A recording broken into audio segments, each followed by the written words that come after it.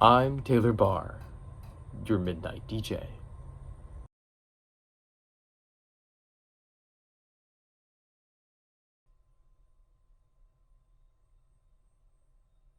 You just heard In the Meantime by Spacehog. I'm Taylor Barr, your midnight DJ. And they say writing is therapeutic. They say that writing down the actions that have hurt you can relieve you in some way from those actions. The thought goes that stressors come from our denial, that when you finally accept what has happened is when you can start to move forward, you can figure out what to do next. They say expression is the gateway to freedom.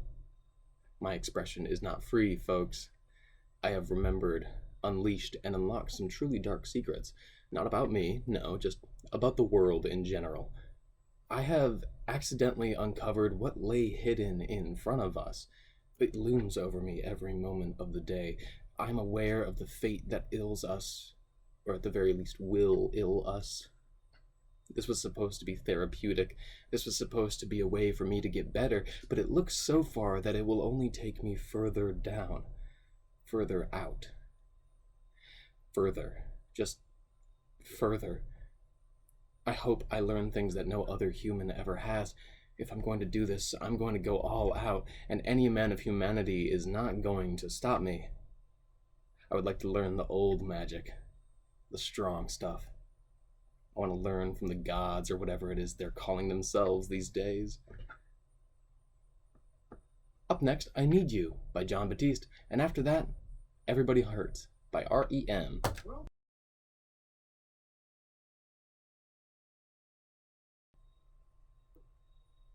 You just heard Strong Enough by Ray LaMontagne. I'm Taylor Barr, your midnight DJ. And I nicked myself this morning while shaving. My fancy razor did not save me.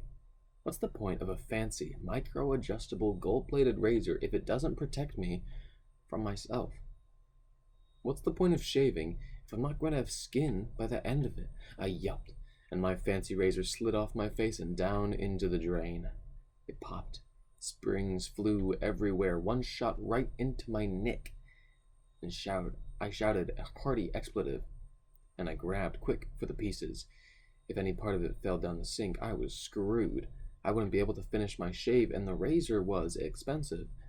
I managed to scoop out the remainings of my machine from the sink basin, and I also managed to cut up my hands pretty bad while doing so. Being of sound mind, I poured hydrogen peroxide all over my cuts, and I let the chemical fizz at my blood. I watched it. It was mesmerizing. The blood didn't stop, it just kept flowing out of my hands and down the drain. The razor was still in pieces on the side of the sink. I was still muttering expletives. The day was still morning.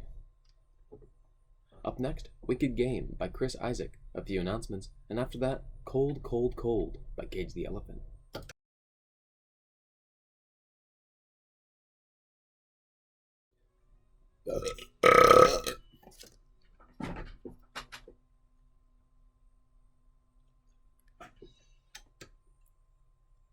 You just heard In the Kitchen by Humphreys McGee. I'm Taylor Barr, your midnight DJ. There's a new program sweeping the nation, folks, and it is terrible. I'm kidding. It's fantastic. I just needed the pun. It is a hair exchange program for those who would like to try different hair. The fees are minimum. Most everything is free anyway. The rules are simple.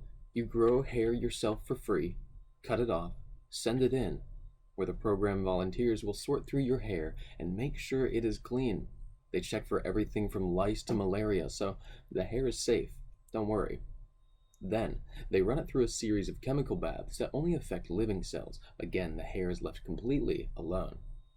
Then they do some ritual behind closed doors, and poof, a wig with your hair on it.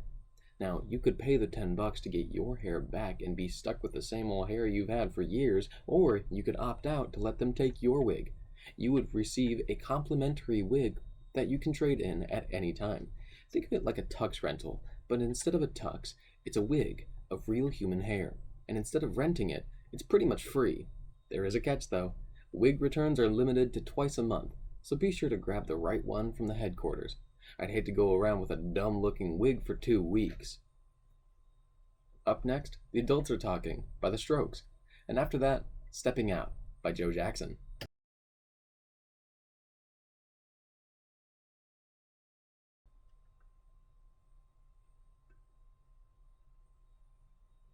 That was First Time by Bakar.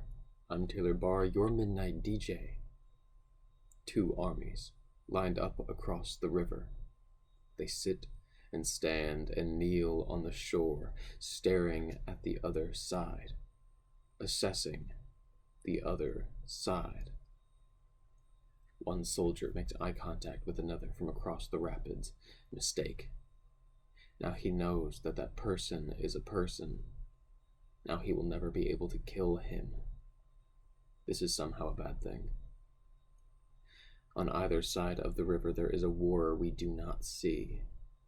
The soldiers are upset. They still don't know why they're here. Sure, glory to the crown and whatnot. But is the crown going to pay for medical debts? Is the crown going to pay for mortgage? Unlikely. Who keeps their promises to a dead man? Not the crown, that's who. The general knew why they were there. He wasn't telling the soldiers for a reason. He thought it was foolish. A magic lamp. A genie's lamp. 3 wishes for anyone who rubs it. Who has seen a magic lamp, though? Where did the king get the idea for magic anyway? The king was supposed to be our worldly connection to God, and now he is asking for magic? Witchcraft. The general is distraught as he sends his soldiers to their deaths. Up next, Cannonball by Damien Rice, and after that, Letter to You by Bruce Springsteen.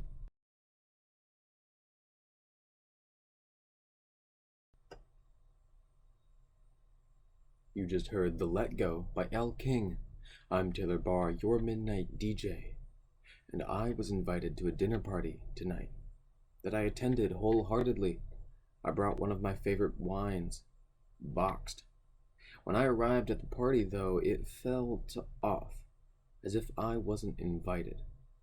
I assure you I was, in fact, invited. I'm quite popular in the dinner party community, as I like to bring board games wherever I go. I knocked on the door to the little shindig and was met by a child. It could have been a very short person as well, with their hair sticking straight up. I liked it. The hairstyle was new. It was brave, albeit a bit cumbersome in the mornings, but cool nonetheless. With a wave of the hand, they invited me in, escorting me to the table of snacks and drinks that sat in the corner of the main room, a sort of living room with no TV, and books upon books on bookshelves lined the wall. The room smelled of book, that sweet, aged smell they all seem to get, with a hint of salmon. I really hoped they were cooking salmon. I set my boxed wine down and never got it back, like the room had eaten it. I decided not to sit down, and instead I leaned casually against the wall, waiting for the other guests to arrive. Up next, Amber by 311, and after that, Heat Waves by Glass Animals. But before I let you go, it is midnight, so I'll be back tomorrow. No biggie. Today was a pretty good day. Tomorrow will be even better.